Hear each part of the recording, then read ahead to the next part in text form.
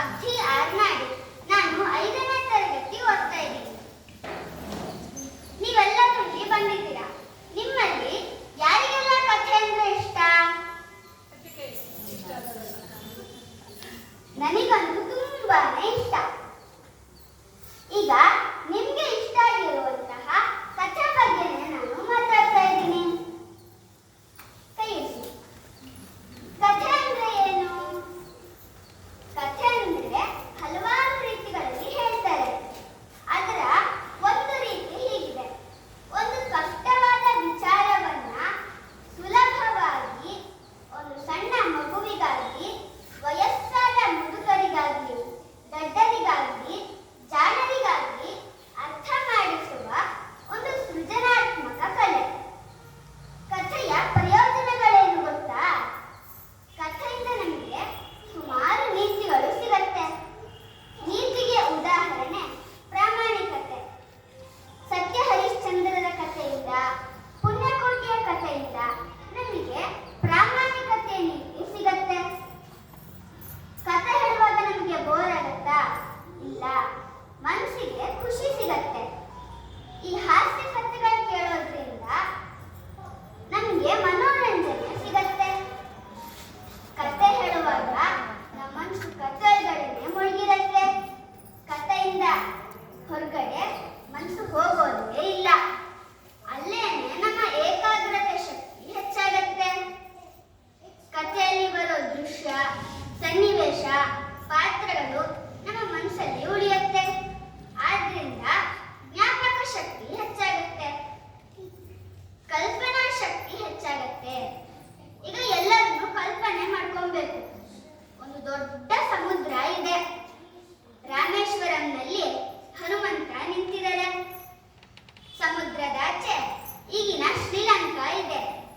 ಹನುಮಂತ ಛಂಗಂತ ಆ ಸಮುದ್ರವನ್ನ ಲಂಘನೆ ಮಾಡ್ತಾ ಇದ್ದಾರೆ. ಈಗ ಈಗಿನ ಶ್ರೀಲಂಕಾವನ್ನ ತಲುಪಿದ್ದಾರೆ. ಅಂದ್ರೆ ನಮಗೆ ದೊಡ್ಡ ಸಮುದ್ರ, ರಾಮೇಶ್ವರಂ, ಹನುಮಂತ, ಈಗಿನ ಶ್ರೀಲಂಕಾ, ಲಂಘನೆ ಇವೆಲ್ಲವನ್ನು ಕಲ್ಪನೆ ಆಗತ್ತೆ. ಇದರಿಂದ ಸೃಜನಾತ್ಮಕ ಶಕ್ತಿ ಬೆಳೆಯುತ್ತೆ. ಇಂಗ್ಲಿಷಲ್ಲಿ ಕ್ರಿಯೇಟಿವಿಟಿ ಅಂತಾರಲ್ಲ, ಅದು ಬೆಳೆಯುತ್ತೆ. ಈಗ ಕಥೆಯಿಂದ ಆತ್ಮವಿಶ್ವಾಸ ಹೇಗೆ ಬೆಳೆಯುತ್ತೆ ಅಂತ ನೋಡೋಣ. ನರೇಂದ್ರ ಮೋದಿ ಅವರ ಕಥೆ ನಿಮ್ಗೆಲ್ಲರಿಗೂ ಗೊತ್ತಿದೆ. ಅವರು RSS ನಲ್ಲಿ ಕಸ ಗುಡಿಸ್ತಾ ಇದ್ರು, ಚಹಾ ಮಾಡ್ತಾ ಇದ್ರು. ಅವರು ಮುಂದೆ ಸನ್ಯಾಸಿ ಆಗಕ್ಕೆ ಹೊರಟರು. ಆಗ ಅವ್ರ ಗುರುಗಳು ಹೇಳ್ತಾರೆ, ಬೇಡ, ಸನ್ಯಾಸಿ ಆಗ್ಬೇಡ, ನೀನಿನ್ನೂ ಸಾಧನೆ ಮಾಡೋದು ಸುಮಾರಿದೆ, ಸಾಧನೆ ಮಾಡು ಅಂತ ಹೇಳ್ತಾರೆ. ಅವರು ಸಾಧನೆ ಮಾಡಿ ಈಗ ಭಾರತದ ಪ್ರಧಾನಮಂತ್ರಿಗಳಾಗಿದ್ದಾರೆ. ಈಗ ನಮಗೆ ಭಾರತ ದೇಶದ ಪ್ರಧಾನಮಂತ್ರಿಗಳು ಯಾರು ಅಂದ್ರೆ ಹೆಮ್ಮೆಯಿಂದ ನರೇಂದ್ರ ಮೋದಿ ಅಂತೀವಿ. ನರೇಂದ್ರ ಮೋದಿ ಅವರನ್ನ ಇಡೀ ಜಗತ್ತೇ ಮೆಚ್ಚತ್ತೆ. ನರೇಂದ್ರ ಮೋದಿ ಅವರು ಸಹ ಪ್ರಧಾನಮಂತ್ರಿ ಆಗಿದ್ದಾರೆ. ನಾನು ಯಾಕಾಗೋಲ್ಲ, ನಾನು ಮುಖ್ಯಮಂತ್ರಿ ಆಗ್ತೀನಿ, ನಾನು ಪ್ರಧಾನಮಂತ್ರಿ ಆಗ್ತೀನಿ ಅಂತ ನಮ್ಮ ಮನಸ್ಸಲ್ಲಿ ಆತ್ಮವಿಶ್ವಾಸ ಹೆಚ್ಚುತ್ತೆ. ಈಗ ಕಥೆಯಿಂದ ಹಲವಾರು ಉಪಯೋಗಗಳನ್ನ ತಿಳ್ಕೊಂಡ್ವಿ. ನೀತಿ ಸಿಗುತ್ತೆ, ಮನರಂಜನೆ ಸಿಗುತ್ತೆ, ಏಕಾಗ್ರತೆ, ಜ್ಞಾಪಕ ಶಕ್ತಿ, ಬೌದ್ಧಿಕ ಸಾಮರ್ಥ್ಯ, ಮಾನಸಿಕ ಸಾಮರ್ಥ್ಯ, ಆತ್ಮವಿಶ್ವಾಸ ಇವೆಲ್ಲವೂ ಬೆಳೆಯೋದ್ರ ಜೊತೆಗೆ ಇನ್ನೊಂದು ಉತ್ತಮ ಪ್ರಯೋಜನ ಇದೆ. ಏನು ಅಂದ್ರೆ, ತಂದೆ ತಾಯಿಗಳು ಮಕ್ಕಳಿಗೆ ಕಥೆ ಹೇಳಿದ್ರೆ ತಂದೆ ತಾಯಿಗಳು ಮತ್ತು ಮಕ್ಕಳ ಬಾಂಧವ್ಯ ವೃದ್ಧಿಯಾಗತ್ತೆ.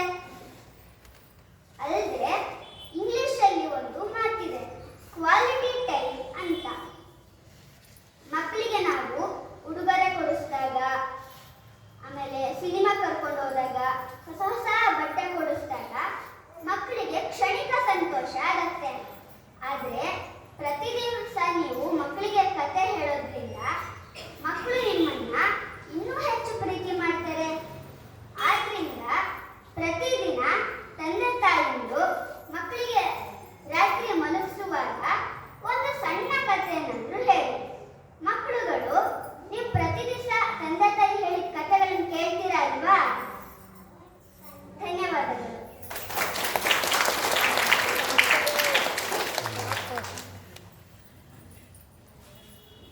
ಪ್ರೀತಿಯಿಂದ ಹೇಗೆ ಬಾಂಧವ್ಯವನ್ನು